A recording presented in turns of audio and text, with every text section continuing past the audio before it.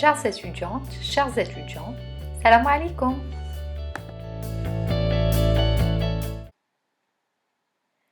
Dans ce qui précède, nous avons montré que l'environnement peut influencer la stratégie d'une organisation en suscitant à la fois des menaces et des opportunités.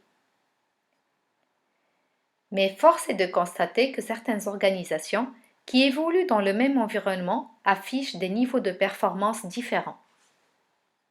Ce n'est donc pas uniquement l'environnement qui conditionne les écarts de performance des organisations, mais aussi des facteurs qui leur sont internes, notamment les capacités stratégiques, l'intention stratégique et la culture. Dans cette vidéo, nous allons analyser les capacités stratégiques des organisations. Le diagnostic des capacités stratégiques d'une organisation permet de relever dans quelle mesure ces capacités lui procurent un avantage concurrentiel. Mais comment définit-on les capacités stratégiques? Les capacités stratégiques d'une organisation représentent l'ensemble des ressources et des compétences que l'organisation possède ou contrôle et qui lui sont nécessaires pour survivre et prospérer. Ces capacités peuvent être de nature très différente.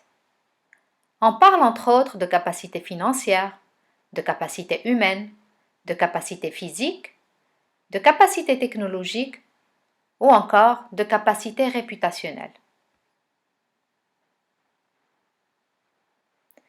Pour qu'une capacité puisse procurer à l'organisation un avantage concurrentiel, elle doit être différente des capacités seuil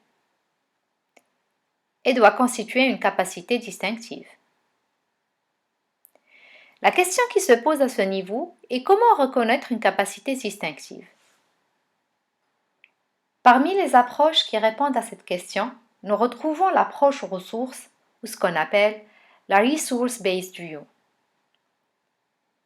Initiée par Jay Barney, cette approche postule que les capacités distinctives représentent des ressources stratégiques qui rendent l'organisation plus compétitive.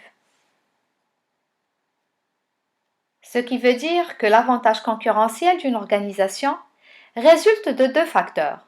Soit l'entreprise possède des ressources spécifiques qui la placent en position de force, soit l'organisation dispose de compétences singulières pour exploiter une ressource.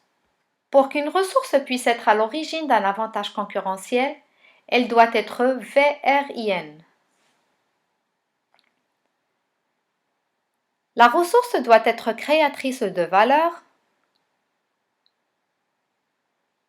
elle doit être rare, elle doit être inimitable et doit être non substituable. La ressource est valorisable lorsqu'elle permet de générer une valeur supérieure à ses coûts. La ressource est rare lorsqu'elle est propre à l'organisation et lorsque les concurrents n'y accèdent pas. La ressource est inimitable lorsqu'elle est difficile à imiter. Et elle est non substituable lorsqu'elle procure un résultat qui n'est pas réalisable par l'utilisation des ressources alternatives. Par conséquent, plus les ressources dont dispose l'entreprise sont VRIN, plus l'entreprise sera en mesure de générer un avantage concurrentiel robuste et durable. L'entreprise doit alors être capable de protéger et de développer ses ressources.